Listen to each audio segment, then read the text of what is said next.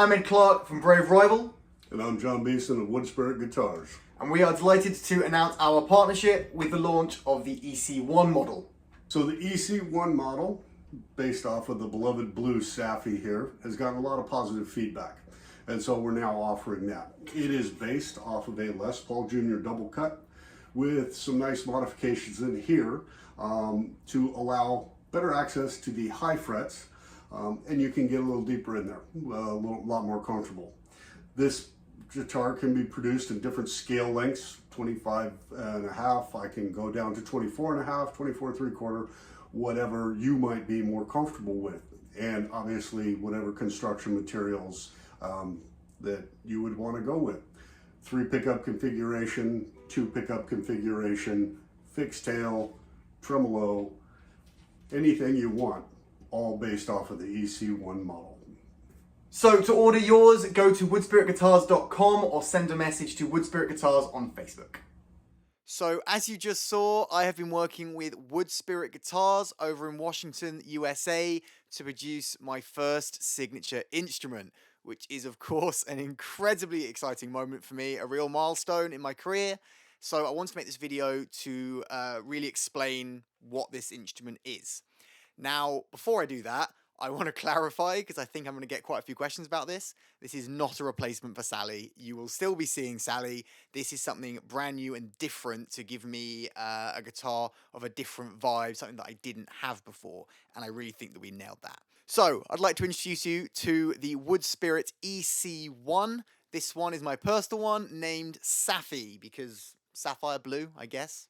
The first thing that I want to say that really sets the EC-1 aside from any other guitar that I own is that WoodSpirit Guitars specialize in hollow body and semi-hollow body guitars. So we have, in this case, a semi-hollow guitar. We've got a solid center block down the middle, and the wings on each side are hollow with this lovely WoodSpirit signature shaped F-hole, which I really like. Look at that, beautiful. This gives it a very different tone. It gives it that kind of woody tone that you don't get out of solid body instruments. So this is why I was saying it's not a replacement for Sally. It's a different beast entirely. As you can probably tell, it's kind of based off a Les Paul Jr. double cut. We initially started there, but ended up with a 3 pickup, so it's not really a junior anymore, but it's got that kind of Les Paul double cut thing. Now, to that end, it is a mahogany back with a, not flame maple, actually a quilt maple top on this one, 5A grade quilt maple top, absolutely gorgeous, to give it that little bit of sparkle and punch with the warm mahogany. The neck is a beautiful bit of flame maple, but it's actually a 5-piece neck, so we've got flame maple either side, maple down the middle, and then walnut running down the middle, run down either side, excuse me. I was chatting to John at WoodSpirit Guitars about sort of the purpose behind 5-piece necks and whether it was a stability thing. And he said, yeah, it's a stability thing, but also it looks spectacular. So I think I agree with that. Look at that. At this end, we have locking tuners from Hipshot, as well as a Hipshot bridge down here. It's a Strat style bridge, but without the tremolo, because I don't really use tremolos. Of course, the pickups, very, very important. We have a full Seymour Duncan set here.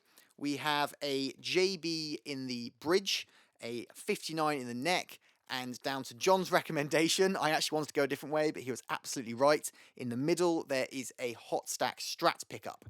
And what you probably can't see on the video, but I'll get a close-up, is John's had it engraved with my signature, which is really, really cool, as well as on the back here, you've got my signature again.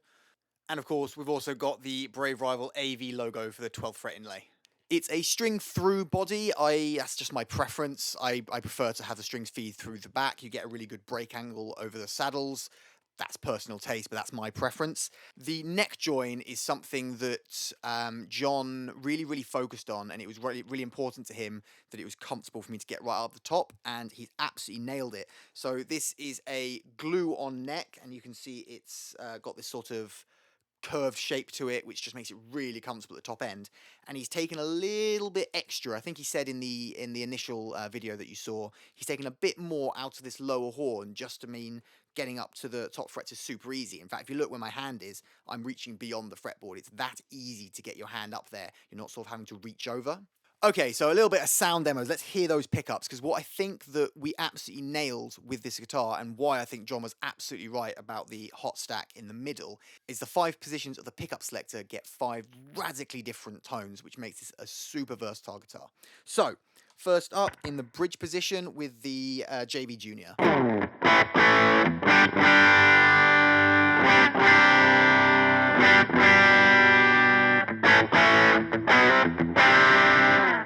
Really nice and jangly, but when you crank up the gain, the clarity really comes through and it's really punchy. If I now move over to the second position with the middle and the bridge, with engaging that hot stack strat. Oh, that's hard to say.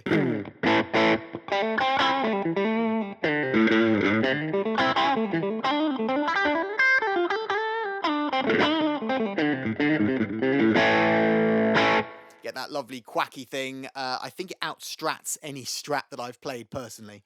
If I then move over to the hot stack on its own,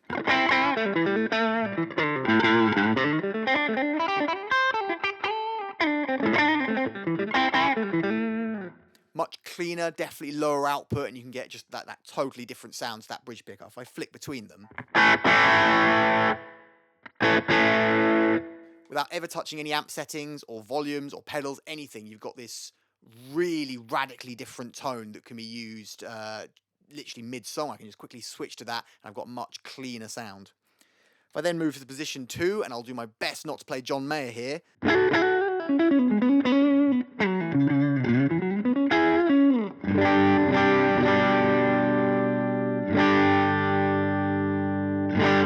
That quacky thing again, but in a much warmer way, lovely for clean sounds.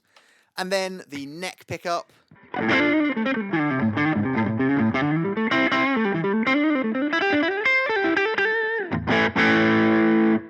That hot punches back, but in a much warmer, silky way. Now, the final thing I want to say about Safi is there's something very, very special hidden in this guitar. It's obviously an incredibly special instrument in its own right, but another one of WoodSpirit's artists was the late Matt Long, a very good friend of mine, as many of you will know, but also a good friend of John at WoodSpirit. So what he did is he took my signature that is on the back of the instrument, and on the reverse of that control plate is a little tribute to Matt Long.